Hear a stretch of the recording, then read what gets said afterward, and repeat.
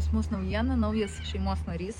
Toks mažiukas, stabulčikas mažas, bet turiu palikti miegot, nes noriu jums parodyti, kaip mano vyras programuoja žaliapjovę robotą. Va, mažiukas pagulės pats.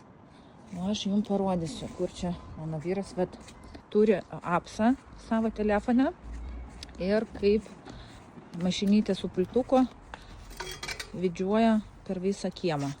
Va, parodyk. Vat toksai pultukas, apsas.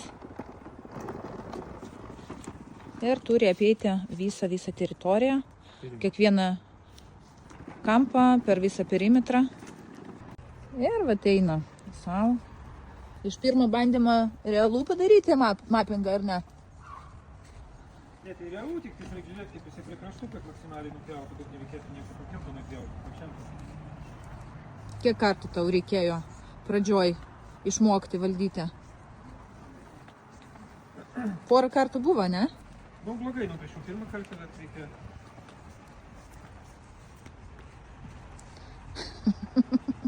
Turim vaikų. Bet šitas robotas turi kamerą, ne? Jo. Jeigu bus kažkoks kamaliukas arba žaisliukas, tai apvažiuos. Jo, jis apvažiuos ir paskui grįž nupjaut, kada bus pakrautas. O, faina. Reiškia, atsimena vietą, kur ne pilnai apjauta, ne? Mhm.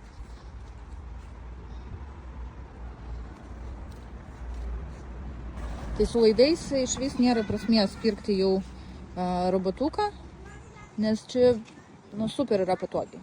Jo, su laidais nėra prasmės. O kaino lygis koksai? Panašiai dabar jau visi technologijos į priekį žengia, tai džiaugmaž ta pati kaina, kaip buvo su laidais, kontūrais. Tik tai nereikia žolę gadinti, ne? Dėl laidų. Reikalų pats nesumontuosi, sunku, ilgai, o čia apie 5 minutės ir pjauna.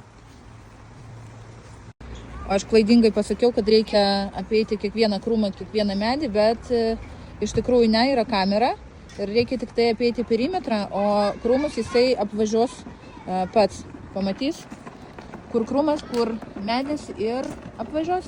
Protingas robotukas.